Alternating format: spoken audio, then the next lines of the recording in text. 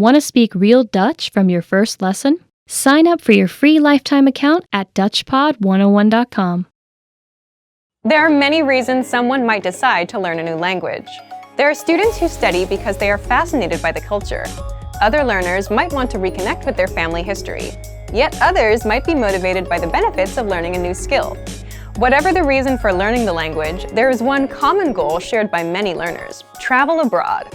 Who isn't excited about traveling abroad and experiencing another culture in the context of a new language? This is a huge dream for many language learners. Many learners see travel as the ultimate way of learning a language.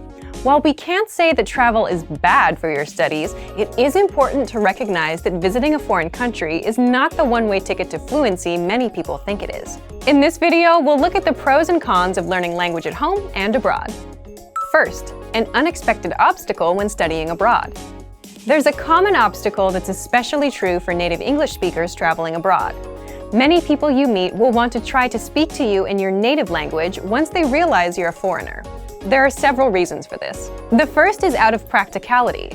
As much as you would like to order your meal, buy a bus ticket, or confirm your hotel reservation in the native language to practice, the locals in the tourist industry are likely to respond in English or another more commonly used language. This is because they have a job to do, and they don't necessarily want to take the time to figure out what you're trying to tell them in their native language. So while you're traveling abroad, be prepared to hear a lot of commonly used languages, like English, especially when sightseeing and participating in tours. Another reason for all the English speaking is that locals will often jump at the chance to practice their English. Almost all language learners dream of making friends in a foreign language, but once you get abroad, the reality is often a bit different. Locals will be just as excited to practice their English as you will be to practice your new language. If their skills are stronger than yours, then unless they're very conscious and patient, their language practice will likely dominate the conversation. There's also the tendency to hang out with people who are similar to ourselves. By sheer force of human nature, you'll likely find yourself gravitating toward and hanging out with people who speak your native language very well. Oftentimes, the pull of comfort and human connection is stronger than the desire to learn a language. Because of this, you may gradually start spending more and more of your time with people you can communicate with properly, at the cost of your new language skills going down the drain. But now, let's look at some reasons why going abroad can be helpful for your studies. It's not bad if you're just beginning with the language and you find yourself overseas. You'll probably hear your target language all around you, wherever you go. While people might not actually be talking to you, all that spoken language will allow you to see firsthand how the language is used on a daily basis. This will help you hear words and phrases in the context of a conversation, which can be a powerful asset. Now, some unexpected advantages of learning at home. One of the best reasons to learn a language at home is that it's a lot easier to keep a regular schedule for your studies. Traveling is an awesome experience, but there's not usually a lot of downtime. If it's your first time overseas, you're going to want to spend most of your time out and about, savoring all the sights and experiences you can. When at home, things are more evenly paced and normal. It's this consistency that allows you to practice on a regular basis and constantly push your limits in the language. If you study at home, you also have the opportunity to immerse yourself in the language gradually. Going from 0 to 60 as a beginner is a recipe for frustration.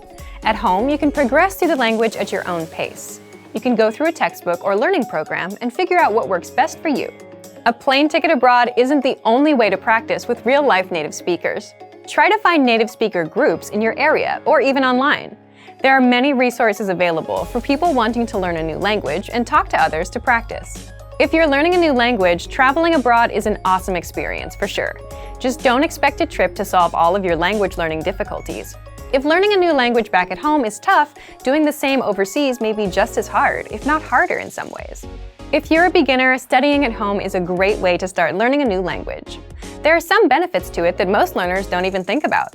Whether you're headed overseas or studying at home, for even more ways to learn a new language, check out our complete language learning program. Sign up for your free lifetime account by clicking on the link in the description. Get tons of resources to have you speaking in your target language. And if you enjoyed these tips, hit the like button, share the video with anyone who's trying to learn a new language, and subscribe to our channel. We release new videos every week. I'll see you next time. Bye! Want to speed up your language learning? Take your very first lesson with us. You'll start speaking in minutes and master real conversations.